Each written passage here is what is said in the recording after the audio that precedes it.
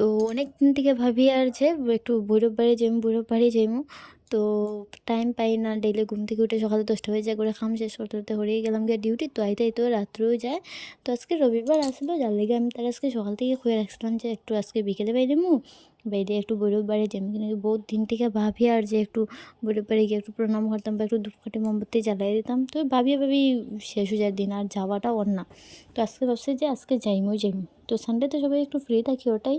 তো বাড়িতে গিয়ে আমি বুড়োর বাড়িতে গিয়ে একটু ধূপকাঠি মোমবাতি জ্বালাইয়া দিলাম। আর ওদিকে নতুন একটা মন্দিরও হয়েছে বুড়োর বাড়ি ছোটোই, শিব মন্দির আর রাধাকৃষ্ণ বোধহয়। তো এদিকে গিয়ে একটু প্রণাম টনাম করিয়া, তো ওইদিকে আমি একটু ধূপকাঠি মোমবাতি জ্বালাই দিলাম, আর আমার একটু ভিডিও করিয়া দিয়েছিল আর কি। তো ওইদিকে আমি প্রণাম টনাম করিয়া, তো তুমি যত রকম চলো ফিরো এনজয়মেন্ট করে, কিন্তু মন্দিরে যাওয়ার মানে শান্তিটা একটু আলগাই লাগে। তো বহুত দিন থেকে যেতাম খুঁজে, আর কোনো মন্দিরেই যাওয়া হন না।